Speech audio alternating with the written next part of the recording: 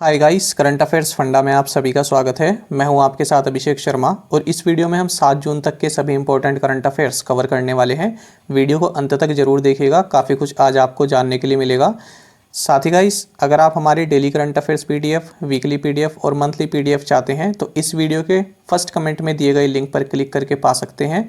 ज़्यादा जानकारी के लिए आप इन सभी पॉइंट्स को जरूर पढ़ें और कोई भी आपकी क्वेरी हो, कुछ भी पूछना चाहते हैं तो हमें कमेंट बॉक्स में ज़रूर लिखिएगा। तो चलिए फिर करते हैं शुरुआत इस वीडियो सेशन की। लेखा महानियंत्रक सीजीए द्वारा जारी आंकड़ों के अनुसार वित्त वर्ष 2020-21 के लिए भारत का राजकोषीय घाटा सकल घरेलू उत्पाद का कितना प्रतिशत था। ऑप्शंस आपके सामने हैं और करेक्ट आंसर होगा option B. So as per the data released by the CGA, India's physical deficit for financial year 2020-21 stood at 9.3% of GDP. देखिए, फाइनेंशियल ईयर 2020-21 के लिए भारत की जो फिस्कल डेफिसिट है ये जीडीपी की 9.3% रही है, जबकि फाइनेंस मिनिस्टर ने इस साल बजट पेश करते हुए कहा था कि 9.5% रही है। यानी कि अब जो आंकड़े सीजीए यानी कंट्रोलर जनरल ऑफ अकाउंट्स इसने जो पेश किए हैं, इसके हिसाब से भारत की जो फिस्कल डेफिसिट है ये कम है, ये अब 9.3% है। अच्छा, साथ ही आपको ये जानना चाहिए कि जो ये कंट्रोलर जनरल ऑफ अकाउंट्स है तो ये ऐसी संस्था है जो गवर्नमेंट का जो भी मंथली और एनुअल जो एक्सपेंडिचर, रेवेन्यूज़, बोरोइंग्स और जो अदर फिस्कल इंडिकेटर्स होते हैं इनको प्रिपेयर करता है। और जो ये श्रीमती सोमा रॉय बर्मन ये कंट्रोलर जनरल ऑफ अकाउंट्स हैं। तो ये इस तरह की देखिए अपॉइंटमेंट है आपके लिए, जो हमारा इस तरह से ध्यान नहीं जाता है अगर हम जनरली पढ़ते हैं। ठीक है, तो इनको आप नोट डाउन कर लीजिएगा, सोमा रॉय बर्मन। तो देखिए, फिस्कल डेफिसिट क्या होती है। फिस्कल डेफिसिट का मतलब है कि सरकार के पास जो टोटल रिसिप्ट है, जो उसके पास प्राप्ति हुई है, वो कहीं ना कहीं टोटल एक्सपेंडिचर जो उसका खर्चा है उससे कम है। यानी आप कह सकते हैं total expenditure minus total receipts, तो इसका मतलब होता है फिस्कल डेफिसिट। तो ये जो गवर्नमेंट ऑफ इंडिया के पास जो टोटल रिसीट है ये क्यों कम होती है, क्योंकि या तो दो कारण हो सकते हैं, मेनली दो कारण हो सकते हैं। या तो ये कि उसका जो गवर्नमेंट ऑफ इंडिया का जो रेवेन्यू है वो उसको कम प्राप्त हुआ है। दूसरा कारण ये हो सकता है कि गवर्नमेंट ने कैपिटल पर काफ़ी एक्सपेंडिचर किया है, यानी कि जैसे कि रोड्स बनाना, फैक्ट्रीज़ या फिर कई मैन्युफैक्चरिंग यूनिट्स बनाई हो, और आप कह सकते हैं मेगा फूड पार्क जैसे बनते हैं, या फिर बिल्डिंग्स कहीं पर बनाई हो, तो इस तरह के एक्सपेंडिचर ज़्यादा हो तब जो है गवर्नमेंट का एक्सपेंडिचर ज़्यादा बढ़ जाता है। अब इसकी भरपाई कैसे करती है सरकार, इसको फाइनेंस कैसे करती है जो फिस्कल डिफिसिट होती है, तो या तो वो रिजर्व बैंक ऑफ इंडिया से बोरो कर लेती है। ठीक है, जैसे कि रिजर्व बैंक ऑफ इंडिया ने अभी सरप्लस ट्रांसफ़र किया है उसको भी यूज़ कर सकती है। या फिर दूसरा ये हो सकता है कि गवर्नमेंट ऑफ इंडिया जो है मार्केट से पैसा उठा ले, किस तरह से, ट्रेजरी बिल्स और बॉन्ड्स को इशू करके। आई होप आप समझ गए होंगे। आगे बढ़ते हैं। साथ ही आप ये भी जानिएगा, कैग का नाम आपने सुना होगा, कंट्रोलर एंड ऑडिटर जनरल, और ये जो है दूसरी संस्था है जो हम अभी पढ़ रहे हैं, सीजीए। तो देखिए, यानी कि कंट्रोलर जनरल ऑफ अकाउंट्स, दोनों में अंतर होता है। जो कैग है, कंट्रोलर एंड ऑडिटर जनरल, आपको मालूम होगा कि जो भी ये गवर्नमेंट्स होती हैं इनके रिसीप्ट्स और एक्सपेंडिचर को ऑडिट करने का ये काम करता है। आर्टिकल 148 में आपने पढ़ा होगा इंडियन पॉलिटी में। और फिलहाल जो controller and auditor general of India है इनका नाम जीसी मुर्मू है। तो देखिए, इन दोनों संस्थाओं में अंतर है। पहली बात तो ये है कि जो कैग है ये इंडिपेंडेंट बॉडी है, जबकि जो सीजी है जिसके बारे में वो अभी पढ़ रहे हैं ये इंडिपेंडेंट नहीं है, ये डिपार्टमेंट ऑफ एक्सपेंडिचर जो कि फाइनेंस मिनिस्ट्री का डिपार्टमेंट है इसके अंतर्गत कार्य करता है। दूसरा ये है कि कैग जो है ये कॉन्स्टिट्यूशनल बॉडी है, जबकि सीजीए जिसके बारे में हम इस क्वेश्चन में पढ़ रहे हैं ये कॉन्स्टिट्यूशनल बॉडी नहीं है। और तीसरा मैंने आपको वर्क फंक्शन बता ही दिया है पहले ही। ठीक है, तो इनको आप याद रखिएगा। आगे बढ़ते हैं। डॉक्टर पैट्रिक एमोथ ने जिनेवा, स्विट्जरलैंड में स्थित WHO कार्यकारी बोर्ड के अध्यक्ष के रूप में पदभार संभाला है। आपको बताना है कि ये किस देश से हैं। ऑप्शंस आपके सामने हैं और करेक्ट आंसर होगा option A. So doctor Patrick Amoth took over as the president of the WHO Executive Board based in Geneva, Switzerland. He is from Kenya. तो देखिए, केन्या के ये हेल्थ मिनिस्ट्री के डायरेक्टर जनरल हैं। तो इन्होंने जो है वर्ल्ड हेल्थ ऑर्गेनाइजेशन WHO के एग्जीक्यूटिव बोर्ड की प्रेसिडेंसी इन्होंने हासिल की है, ये इसके प्रेसिडेंट बन गए हैं। और कहाँ पर स्थित है ये, जेनेवा, स्विट्जरलैंड में। और 34 मेंबर्स का ये जो है पूरा समूह है। और इनकी जो जो इनका टेन्योर रहेगा ये 3 साल तक का रहेगा। और इन्होंने किसको रिप्लेस किया है? भारत के जो हेल्थ मिनिस्टर हैं डॉक्टर हर्षवर्धन को रिप्लेस किया है। अगर हम केन्या की बात करें तो कैपिटल नैरोबी है और यहाँ की करेंसी है केन्यन शीलिंग। फ्रेंड्स, अच्छा ये दो इंस्टीट्यूट्स आपने सुने होंगे, यूनाइटेड नेशंस इन्वायरमेंट प्रोग्राम जिसे आप कहते हैं UNEP, दूसरा है United Nations Human Settlements Programme यानी UN हैबिटेट। तो याद रखिएगा दोनों के हेडक्वार्टर्स नैरोबी में है। नैरोबी क्या है? केन्या की कैपिटल है।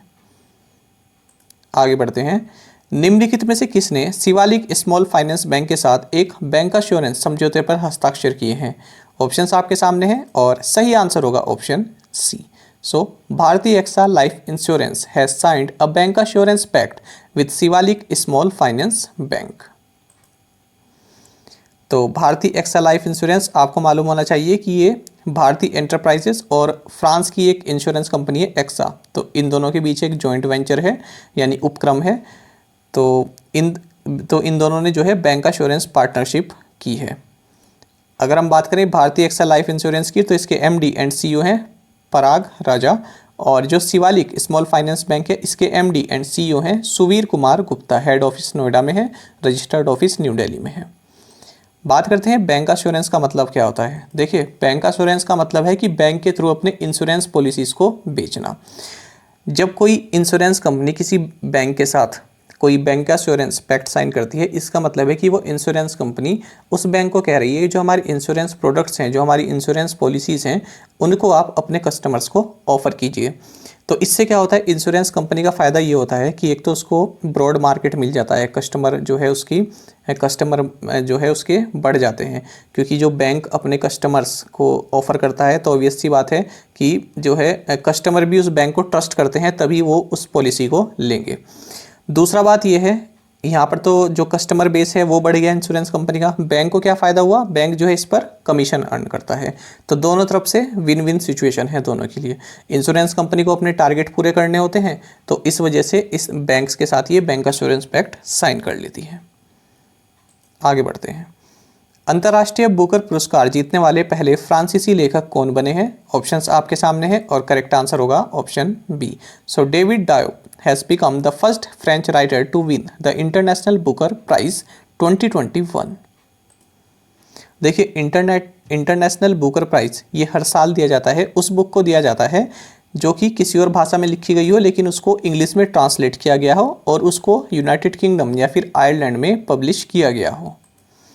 और इसको पहले मैन बुकर इंटरनेशनल प्राइज़ बोला करते थे, लेकिन मैन ये एक संस्था है, इसने जो है अब इसको फाइनेंस करना बंद कर दिया है। तो अब इसको केवल दूसरे फाइनेंसर अब इसके साथ जुड़ गए हैं, इसलिए अब इसको इंटरनेशनल बुकर प्राइज़ ही बोला जाता है। तो 2005 में इसको सबसे पहले अल्बानिया के राइटर इस्माइल खदारी इनको दिया गया था। तो बात करते हैं इस क्वेश्चन की, डेविड डायोप तो ये फर्स्ट फ्रेंच राइटर बन गए हैं जिन्हें इंटरनेशनल बुकर प्राइज़ से सम्मानित किया गया है।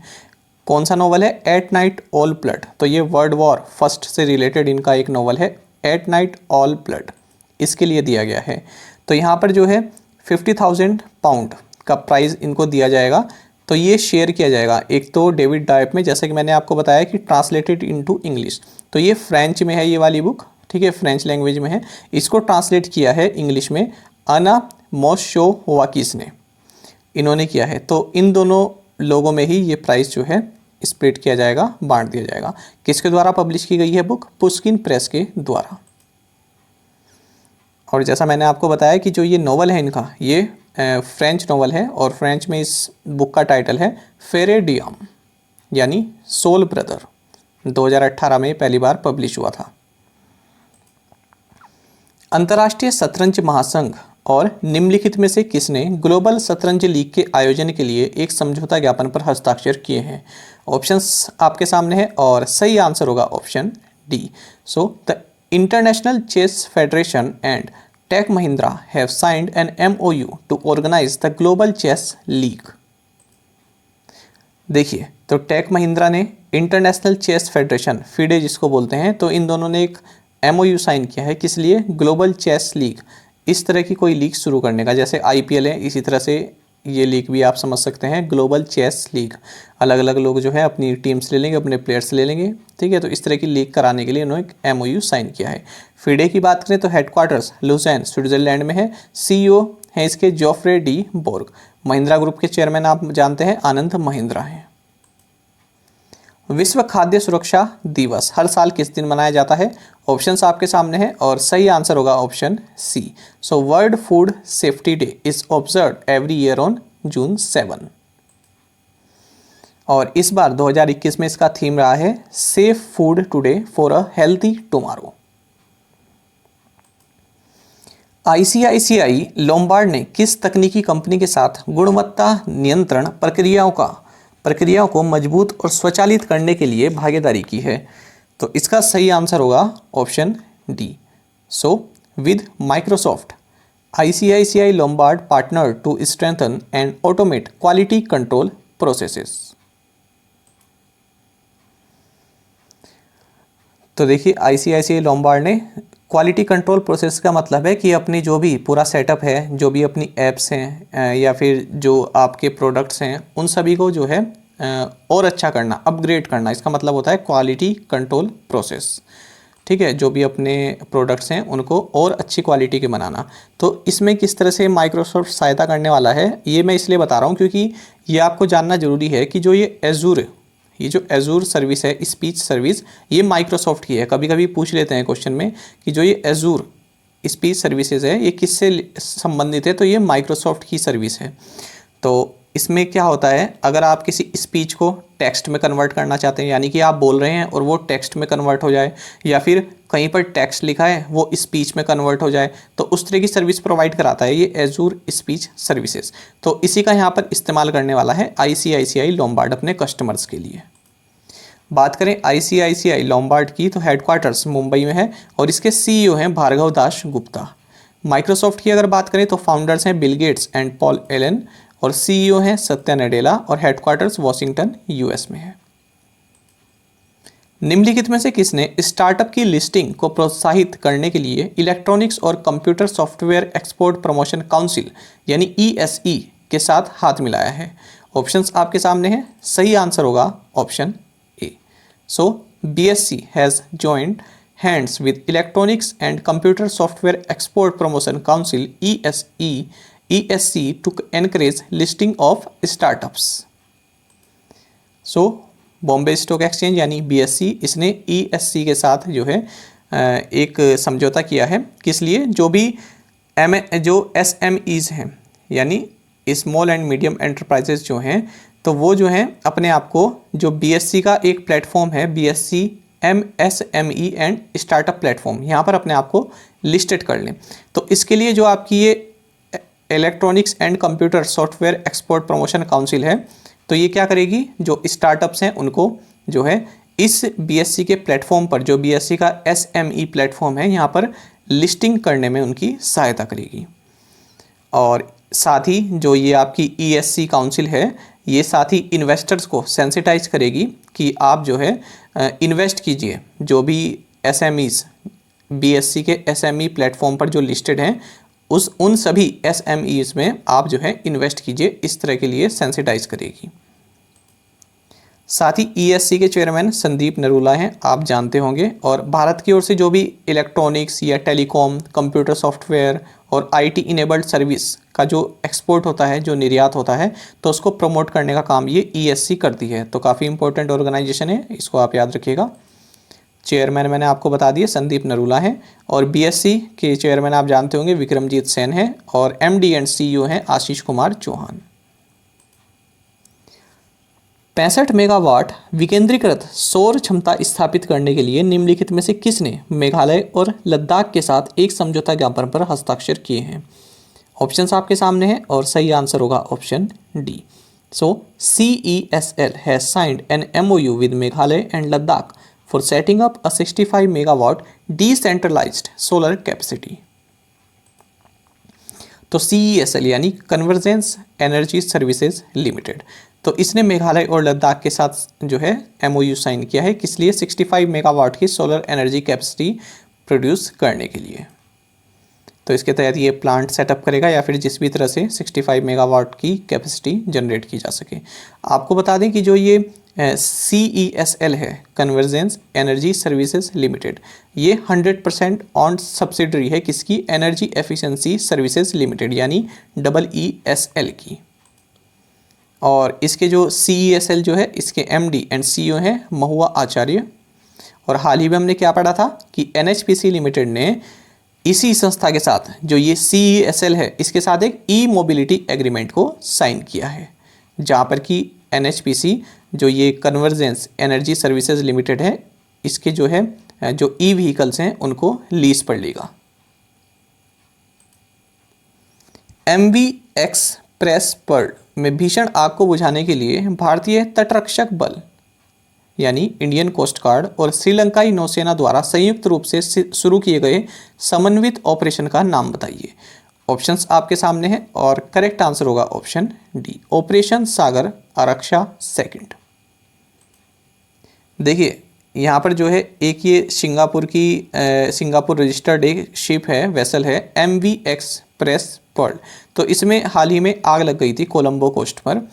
तो ये जो है गुजरात के हजीरा से कोलंबो पोर्ट पर जा रही थी। तो इसमें काफ़ी सारे केमिकल्स थे और इसमें जो है आग लग गई थी। तो इसी को बुझाने के लिए इंडियन कोस्ट गार्ड और श्रीलंका नेवी ने एक ऑपरेशन शुरू किया था जिसका नाम था सागर आरक्षा सेकंड। तो उसके तहत इसकी आग को बुझाया गया और इसको जो है डुबा दिया गया। ग्लोबल फाइनेंशियल अट्रैक्टिवनेस रैंकिंग्स में कौन सा देश शीर्ष पर है? ऑप्शंस आपके सामने हैं और करेक्ट आंसर होगा option C. So Bahrain topped the global financial attractiveness rankings. तो ये आप लोकेशन देख सकते हैं, ये है बहरीन। तो देखिए AIR INC global 150 cities index financial attractiveness ranking, इसमें जो है बहरीन ने टॉप किया है लगातार तीसरे साल। तो बेसिकली ये किस लिए है, जो भी इसमें जैसे सैलरी लेवल किस कंट्री का अच्छा है, कॉस्ट ऑफ लिविंग कहाँ पर अच्छी है, टैक्सेस में कहाँ पर ईज़ ज़्यादा है, तो इस तरह के इंडेक्स के बेसिस पर ये बनाया गया है, ये इंडेक्स बनाया गया है इस तरह के पैरामीटर्स पर। तो इसको बहरीन ने टॉप किया है। बहरीन की अगर बात करें तो कैपिटल मनामा है, पूछ ली जाती है एग्जाम में। करेंसी बहरीनी दिनार है। तो इस इंडेक्स के बारे में केवल इतनी ही जानकारी न्यूज़ में दी गई थी, ठीक है, तो उतनी मैंने आपको बताई है। अब देख लेते हैं प्रीवियस असाइनमेंट क्वेश्चंस के answer. Asan conservation reserve is located in which state? Uttarakhand. Manu Bhaker and Rahi Sarnobat are related to which sport? Answer is shooting. तो देखिए यूरोपीय निशानेबाजी चैंपियनशिप मनु बाकर और राही का 25 मीटर पिस्टल वर्ग MQS में शानदार प्रदर्शन। तो देखिए ये क्रोएशिया में एक चैंपियनशिप चल रही है, तो उसमें इन्होंने जो मिनिमम क्वालिफिकेशन स्कोर राउंड जो होता है इसमें पहला और दूसरा स्थान इन्होंने प्राप्त किया है। तो इसलिए न्यूज़ में थी, इसलिए मैंने आपसे पूछा था कि ये किस स्पोर्ट से संबंधित है, तो शूटिंग से ये संबंधित है। तो यूरोपियन निशानेबाजी चैंपियनशिप हुई है ये क्रोएशिया में। Angkor Wat temple complex in Cambodia is dedicated to which god? Lord Vishnu. Who is the chairman of deposit insurance and credit guarantee corporation DICGC? Answer is doctor MD Patra, जो कि deputy governor है RBI में। Where is the headquarters of the organisation for economic cooperation and development OECD लोकेटेड? Answer is Paris, France. और आप में से कई एस्पिरेंट्स ने पांचों क्वेश्चंस के आंसर बहुत अच्छे से दिए हैं। साथ ही फ्रेंड्स मैं आपको यहाँ पर एक डाउट क्लियर करना चाहूँगा। देखिए पिछले कुछ दिनों में हमने 2 या 3 जून के आसपास हमने ये न्यूज़ देखी थी कि centre advances ethanol blending target to 2023 या India brings forward target of 20% ethanol blending in petrol to 2023। तो ये हेडिंग हमने देखी थी, ये तरह न्यूज़ हमने पढ़ी थी, PIB में भी ये पब्लिश हुआ था। अब एनवायरनमेंट डे के दिन हमने क्या पढ़ा कि प्रधानमंत्री नरेंद्र मोदी ने कहा है target of achieving 20% ethanol blending in petrol has been preponed to 2025। जबकि पहले ही हमको ये 2030 टारगेट था, उसके बाद हमने 2025 किया था और उसके बाद हमने 2023 कर दिया था। लेकिन अब 5 जून को ये कहा गया कि जो है 2025 तक एथेनॉल ब्लेंडिंग 20% एथेनॉल ब्लेंडिंग का टारगेट हम अचीव करेंगे। तो देखिए इन दोनों में जहाँ तक मैं समझाऊँ इसमें अंतर ये है कि 2023 का जो है 1 अप्रैल 2023 से 20% एथेनॉल ब्लेंडिंग की शुरुआत कर दी जाएगी और 2025 तक जितना भी भारत में पेट्रोल है उसमें सभी में 20% एथेनॉल ब्लेंडिंग जो है कंप्लीट कर ली जाएगी। ये इसका मतलब है, क्योंकि हमने इस पर MCQ किया था, इसलिए मैं आज चाहता था कि आपका ये डाउट क्लियर हो जाए। तो आई होप आप समझ गए होंगे। यानी कि 1 अप्रैल 2023 से हम शुरू करेंगे 20% एथेनॉल ब्लेंडिंग का काम और 2025 तक जो भी पूरा पेट्रोल है उसमें 20% एथेनॉल ब्लेंडिंग कंप्लीट हो जाना चाहिए। यानी इस तरह की भारत में इस तरह का सेटअप बन जाना चाहिए, ये यहाँ पर कहा गया है। अब देख लेते हैं आज के assignment questions. Sumit Malik is related to which sport? International Sex Workers Day is observed on which day? Who is the co-founder and CEO of micro-blogging site Koo? Which country recently hosted BRICS Foreign Ministers meeting? Recently, which African country has indefinitely suspended Twitter? तो पांचों questions के answer आप हमें जरूर बताइएगा। अगर आपको एक क्वेश्चन का आंसर भी आता है तो वो भी आप हमें कमेंट बॉक्स में जरूर बताया कीजिए। और अगर आपको हमारा कंटेंट अच्छा लगता है, हमारा एक्सप्लेनेशन अच्छा लगता है तो वीडियो को लाइक जरूर किया कीजिए। और साथ में आप सभी करंट अफेयर्स फंडा को टेलीग्राम पर भी ज्वाइन कर सकते हैं। यहाँ पर रेगुलर वीडियो अपडेट्स और करंट क्विजेस हम आप सभी के लिए डालते हैं। साथ ही डिस्कशन ग्रुप में आप किसी भी क्वेश्चन का सॉल्यूशन पा सकते हैं। दोस्तों, यहाँ पर करंट अफेयर्स की प्लेलिस्ट दी गई है, इसको आप ज़रूर देखें और अपने दोस्तों के साथ व्हाट्सएप एंड टेलीग्राम पर शेयर करें, लाइक करें और कमेंट करके बताइएगा कि ये वीडियो आपको कैसी लगी। Thank you guys.